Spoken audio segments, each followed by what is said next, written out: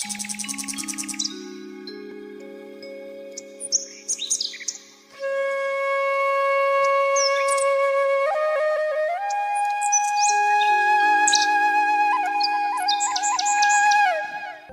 श्री राम मित्रों, हम महाभारत में देखते हैं कि कौरवों की संख्या 100 थी, एक उनकी बहन थी।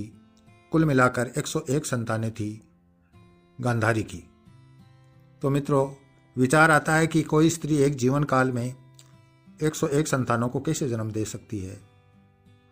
तो यह एक बहुत बड़ा वैज्ञानिक प्रयोग था जो संभव किया था उस समय के महान शल्य चिकित्सक और ज्ञानी विज्ञानी महर्षि वेदव्यास ने। उस समय महाराज पांडु अपनी दोनों पत्नियों कुंती और माद्री के साथ जंगलों में रहते थे, आश्रम बनाकर, और ईश्वर साधना में लीन रहते थे। उस समय कुंती के गर्भ से पहले राजकुमार युधिष्ठिर का जन्म हुआ। महर्षि वेदव्यास वो समाचार लेकर हस्तिनापुर पहुंचे। राजपुरुषों को वो समाचार सुनाया। धृतराष्ट्र, विदुर, भीष्म पितामह आदि को बधाई दी। यह समाचार धीरे धीरे रनिवास में फैला, पूरे महल में फैला, फिर राजधानी में फैल गया। सभी लोग खुशियां मना रहे थे।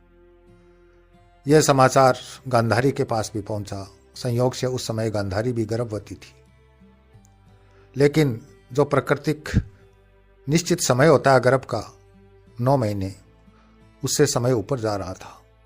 यह समाचार जैसे ही गांधारी को मिला कि मेरी देवरानी जो मुझसे उम्र और पद में छोटी है, उसने पहले राजकुमार को जन्म दे दिया है, यानी कि मैं उससे पिछड़ गई हूँ, मेरी संतान का हक है वो खत्म हो गया है, भविष्य में कुंती का पुत्र ही राजा बनेगा, ऐसा मन में विचार कर ऊपर से प्रसन्न दिखाई दे रही थी, लेकिन अंदर ही अंदर उसके मन में डाह और ईर्ष्या पैदा हो गई और वह अत्यधिक क्रोध के कारण अपने गर्भ पर मुक्के मारना शुरू कर देती है। मुक्के मारते मारते वह बेहोश हो जाती है और उसका गर्भ गिर जाता है। यह समाचार भी चारों ओर फैलता है। जो खुशी की लहर थी वो दुख में बदल जाती है। समाचार फैलता है कि गांधारी का गर्भ गिर गया। राजपुरुषों तक समाचार जाता है। महर्षि वेदव्यास उस समय वहीं थे। वो सब रनिवास की ओर आते हैं। बाकी पुरुष तो बाहर रह जाते हैं। महर्षि वेदव्यास सीधे प्रसूता के कक्ष में घुसते हैं और जाते ही पूछते हैं कि गांधारी पुत्री, तूने ऐसा क्यों किया। गांधारी जानती थी कि महर्षि त्रिकालदर्शी है, व्यक्त अव्यक्त सभी भावों को पढ़ लेते हैं, समझ लेते हैं, इनसे कुछ भी छिपा नहीं है। गांधारी ने स्पष्ट कहा, मुनिवर, मैं ईर्ष्या और डाह के कारण जल रही थी, तभी मैंने ऐसा किया।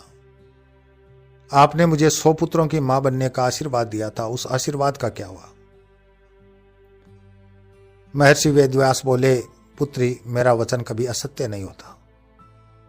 और उन्होंने उस मांस पिंड की ओर देखा जो अभी कुछ समय पहले ही गांधारी के शरीर से अलग हुआ था। महर्षि ने बड़े गौर से उसका निरीक्षण परीक्षण किया और घोषणा की कि मांसपिंड में जीवन शेष है। उसके बाद वो बाहर निकले। सभी को आदेश दिया कि जो जो सामग्री मुझे चाहिए वो तुरंत उपलब्ध करवाई जाए। 101 पात्र मंगाए गए। फिर कई तरह की रासायनिक वस्तुएं मंगाई गई, कई जड़ी बूटियां मंगाई गई और उस मांसपिंड के 101 टुकड़े करके 101 पात्रों में रख दिए गए। महर्षि वेदव्यास वहीं रुककर और उन पात्रों की देखभाल कर रहे थे और उनमें जो जो प्रयोग करने थे, जो जो रासायनिक क्रियाएं करनी थी, वो कर रहे थे। समय बीतता जा रहा था। आगे चलकर महर्षि वेदव्यास तो वापस अपने आश्रम में चले जाते हैं और बाकी का कार्य गांधारी को सौंप देते हैं कि वह दासियों की मदद से जो सामान्य क्रियाएं हैं वो करती रहे। 101 पात्रों से 101 संतानों का जन्म होगा और इस तरह से उस मांसपिंड के 101 टुकड़ों से 100 पुत्र और 1 पुत्री गांधारी को प्राप्त हुए। तो मित्रों, आज के ज्ञान विज्ञान ने बहुत विकास किया है, मेडिकल साइंस बहुत आगे चली गई है और एक तरह से चिकित्सक को इस धरती का देवता ही माना जाता है।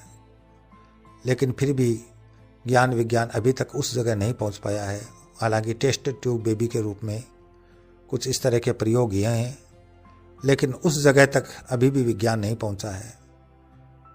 तो मित्रों, इस तरह से गांधारी 101 पुत्रों को की माँ बनती है। मैं अपनी वाणी को यही विराम देता हूँ। अगले वीडियो में फिर मिलेंगे, तब तक के लिए जय श्री राम।